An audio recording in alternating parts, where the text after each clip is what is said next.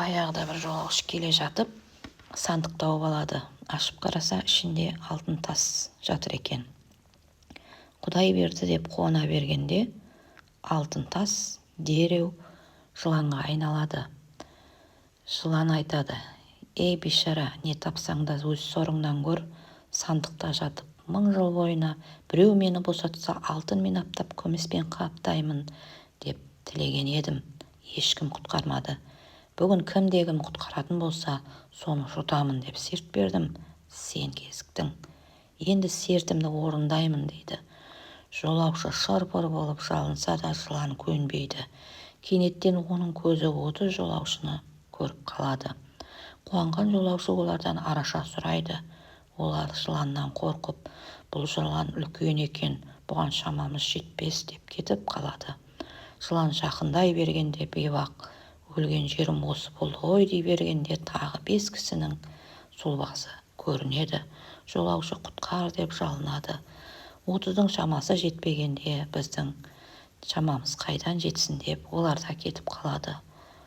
Жылан және бейбаққа тап береді. Сол кезде бір аласа бойлы адам келе қалады. «Ей жылан, мына бейбақтың не жазығы бар?» деп сұрайды. Жылан мән-жайды баяндап: 30-дан қайыр 5 жаннан пайда болмағанда сен не істей аласың? Жолыңнан қалма дейді. Аласа адам болса: «Ей жылан, жазықсыз жанға жала жаппа, өтірігіңе сенбеймін. Айтқаның рас болса, мына денеңмен кішкене сандыққа қалай сыйдың?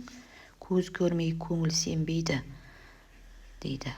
Жылан бұлқан-талқан болып ашуланып, сандықтан қалай шықсам солай сыйып кетемін деп түтінге айналып, жоғары көтеріліп сандыққа кірді де кетті. Аласа адам сандықта тарс жауып: «Жыланнан құтылдың, енді жолыңнан қалма» дейді. Жолаушы қуанып: «Айлаңды асырдың батыр, қарыздармын, жөніңді айт, кімсің?» дейді. Бұл жылан орынсыз айтқан өз сөзің. 10 пәленің 9-ы тілден, орынсыз сөз иесін табады, ақылды адам тілін буады.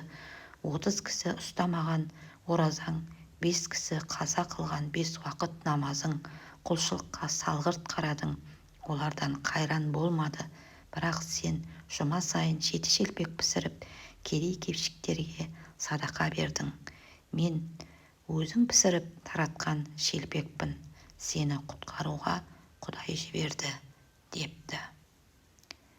Әр жұма, бейсенбі күндері 7 шелпек таратып, ата-бабаның аруағына Құран бағыштап, келер пәленің алдын алып, осылай ұрпаққа ұлағаттап отырайық.